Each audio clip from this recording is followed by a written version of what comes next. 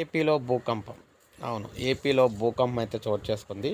ఆంధ్రప్రదేశ్‌లోని అల్లూరి జిల్లాలో, అల్లూరి సీతారామరాజు జిల్లాలో స్వల్ప భూ ప్రకంపనలు అయితే చోటు చేసుకోవడం అయితే జరిగిందనమాట. ఇక అల్లూరి సీతారామరాజు జిల్లాలోని రాత్రి స్వల్ప భూకంపం సంభవించింది. రాత్రి 11 గంటల 30 నిమిషాలకు అరకు వ్యాలీ, పాడేరు, పెదబయలు, హుకుంపేట ప్రాంతాల్లో భూమి స్వల్పంగా కంపించింది. సుమారు 30 సెకండ్ల పాటు ప్రకంపనలు రావడంతో ఏం జరుగుతుందో తెలియక ఇళ్లలో నిద్రిస్తున్న వారు భయంతో బయటకు పరుగులు తీశారు. ఎన్నడూ లేని విధంగా ఒక్కసారిగా భూమి కంపించడంతో భయాందోళనకైతే గురయ్యామని చెప్పి స్థానికులైతే తెలిపారు. కొందరి ఇళ్లలో సామాగ్రి కూడా కింద పడిపోయాయి.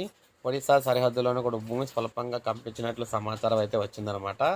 ఈ విధంగా రాత్రికి రాత్రి ఏపీలో మనకి ఇలా భూకంపం రావడంతో ఎప్పుడు భూకంపం అంటే ఏంటో తెలియని ప్రజలందరూ కూడా ఒక్కసారిగా ఉలికపడడం అయితే జరిగిందనమాట. గతంలో మనం చూసుకున్నట్లయితే అదే అల్లూరి జిల్లాలో మనకి మాడుగులు అనే ప్రాంతంలో అయితే వచ్చింది.